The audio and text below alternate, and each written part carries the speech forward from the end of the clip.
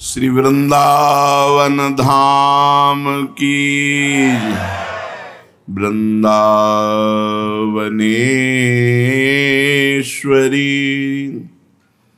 तवैव पदारविंदम प्रेमामृतैकमकरन्दरसौघपूर्णम् हृद्यर्पितं मधुपते स्मरतापमुग्रं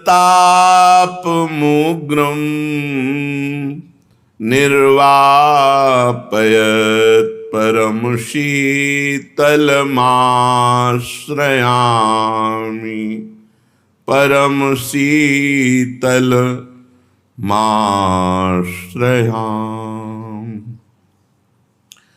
क्या भगवान के प्रति पूर्ण आत्मसमर्पण कर देने से हमारे शुभ और अशुभ सभी कर्म भगवान को स्वीकृत हो जाते हैं?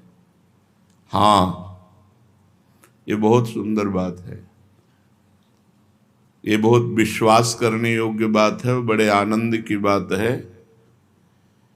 कि जैसे हम एक मकान किसी के नाम में लिख देते हैं, पूरा का पूरा मकान जब हम अपना अधिकार हटा देते हैं और किसी को दे देते हैं तो उस मकान में जो कूड़ा करकट, टूटा फूटा, जाल, छिपकली, जो कुछ सब उसी के नाम हो जाते हैं। अब उस मकान के सुधार और सफाई का भार उस पर नहीं रहा, उस पर रहा जिसको समर्पित कर दिया गया।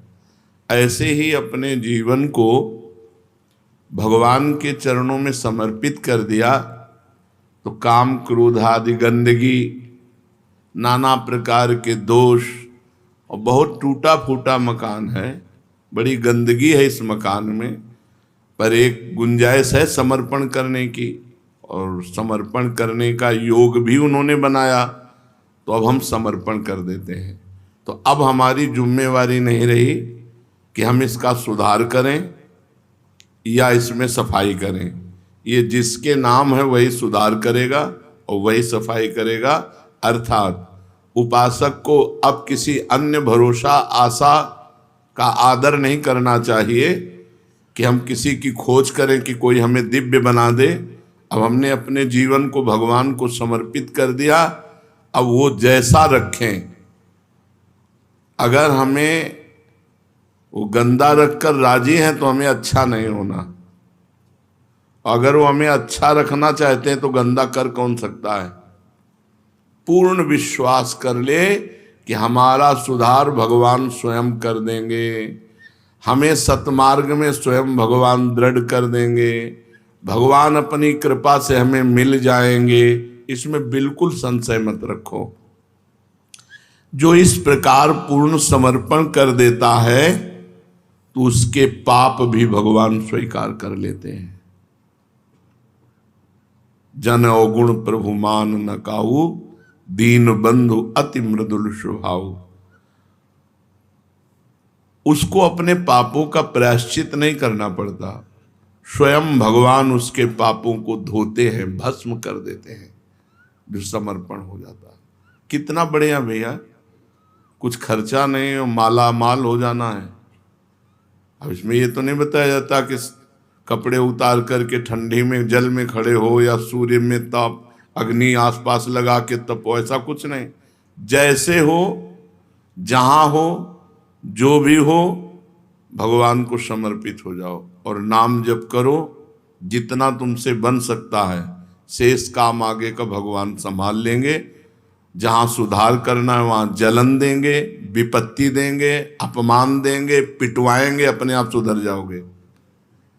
ये थोड़ी है कि ऐसे तुम्हारी आरती होगी और सुधर जाओगे। नहीं नहीं नहीं, वो सुधारने की एक्टिंग जानते हैं, जगत गुरु है वो, सब गुरुओं के गुरु हैं, वो सुधार देंगे। सुधर जाओ तो सुधर जाओ, नहीं सुधार देंगे। सुधर जाओ तो अच्छा है, और सुधार जब देंगे तो फिर बहुत विचित्र ढंग से सुधारते हैं। बोले अब शरीर में कैंसर हो गया, बचने की गुंजाइश नहीं, अब हे भगवान आओ लाइन में। उनके लिए शरीर में कैंसर होना कोई बड़ी बात थोड़ी, शरीर एक कपड़ा है, जीव अविनाशी है, अविनाशी का कुछ होना नहीं, विनाशी को मरना है। अब जहां शरीर का भरोसा था, शरीर के भोग थे, शरीर से आनंदित हो रहे थे, अब शरीर में आ गया कि बचने की आशा नहीं है, तो फिर जब बचने की आशा नहीं होती तब ऐसे होता है, हे नाथ अंदर से कि अब तो मैं आपकी, वो उसी समय काम बन गया। घंटा 2 घंटा थोड़ी लगते हैं। आर्त भाव से गजेंद्र ने पुकारा, एक क्षण में भगवान ने उद्धार कर दिया। अंतिम समय जीव भगवान के आश्रित हो जाए तो अंतिम श्वास में काम बन जाए, 1 सेकंड में काम बन जाए, तो समर्पित हो जाओ, सोच समझ के समर्पित हो जाओ। नहीं वो व्यवस्था कर देंगे। अगर व्यवस्था चाहते हो कि अब अपने आप करवा ले तो करवा तो लेंगे पक्का, पर उनके हथकंडे बहुत विचित्र है। ऐसे हथकंडे विचित्र है कि ऐसा लगेगा कि अब जीना मुश्किल है। तब कहेंगे हमारा रास्ता है, आओ। पिटवा देते हैं, पुजवा देते हैं, किसी काम का नहीं रखते हैं, केवल अपने नाम का रखते हैं, ये मेरा है।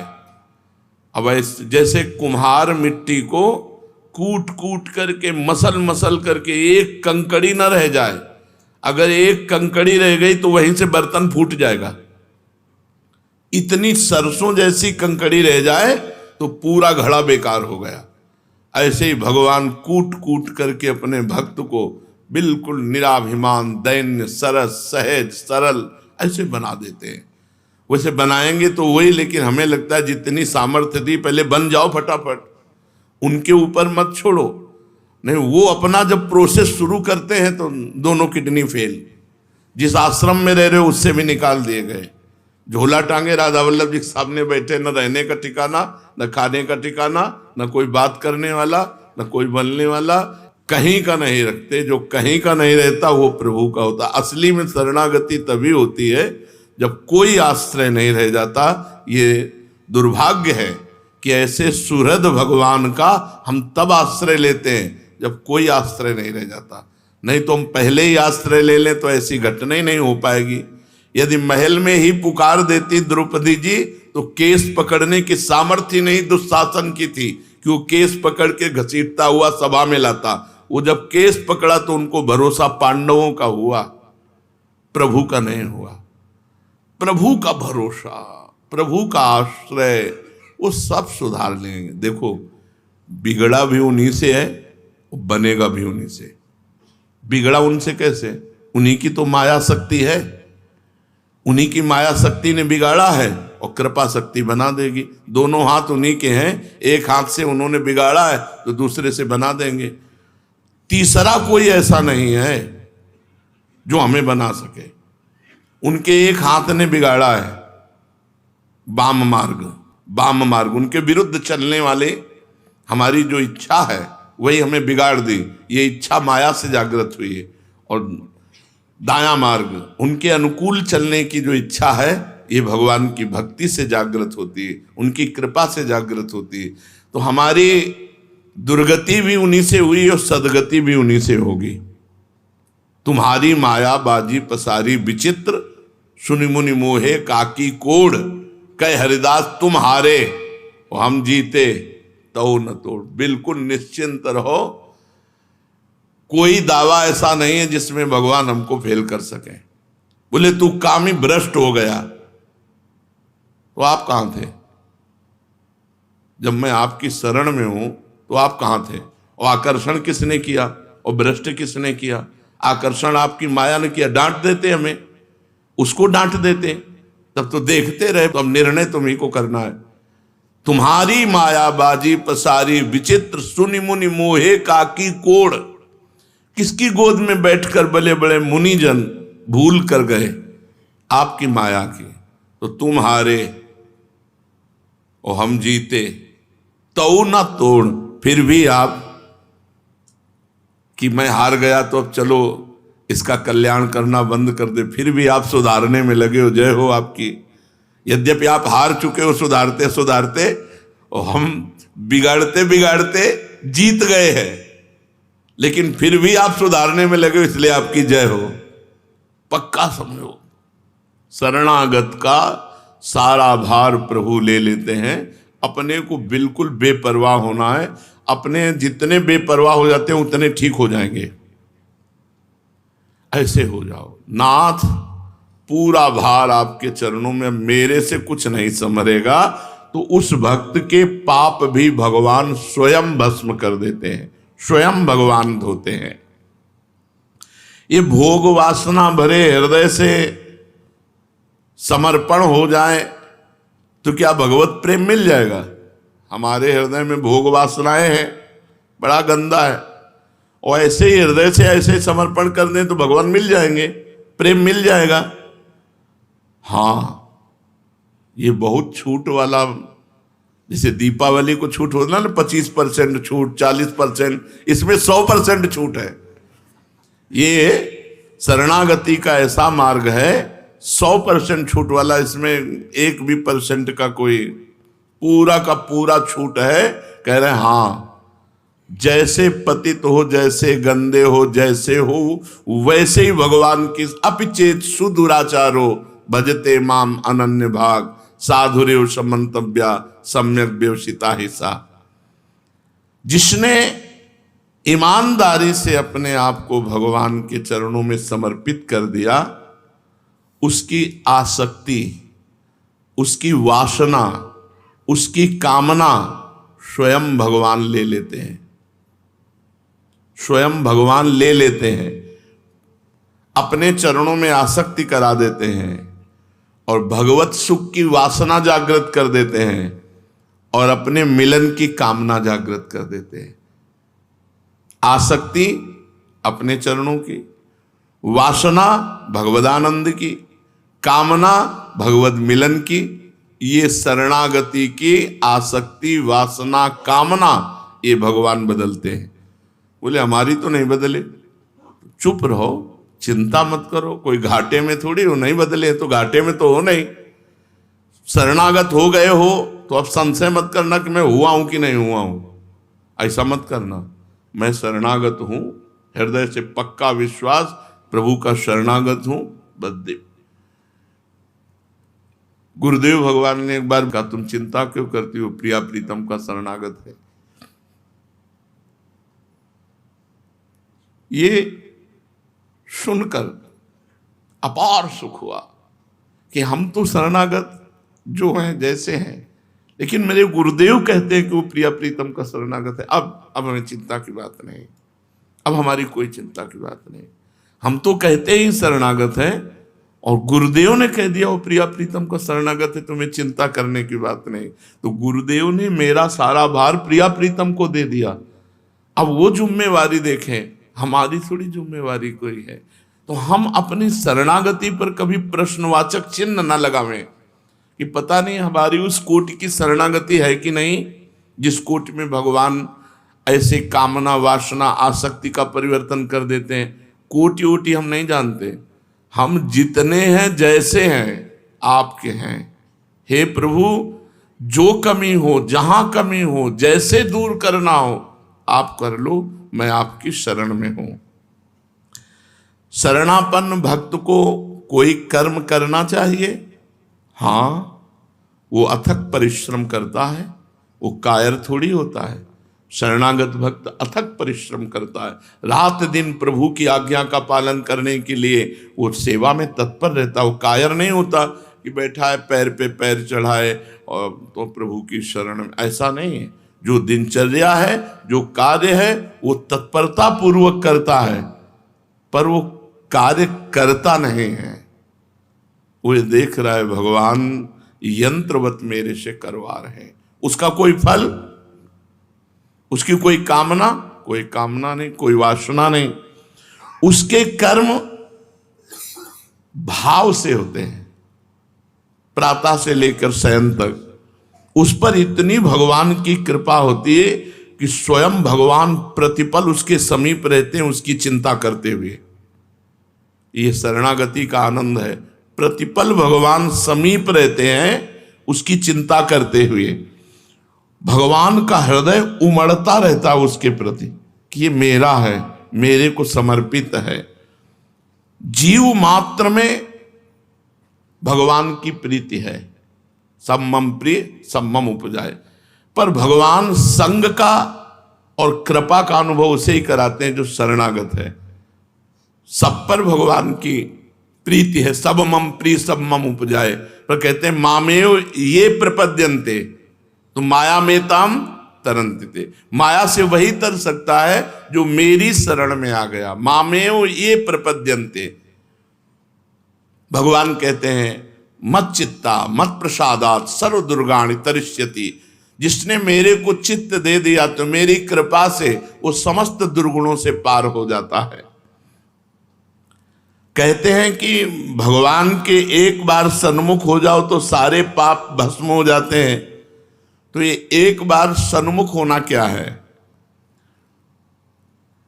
अपने को पापों से बचाकर, आसुरी भाव का आश्रय छोड़कर, माया के द्वारा अपहृत ज्ञान को सत्कर्म और उपासना में पुनः करना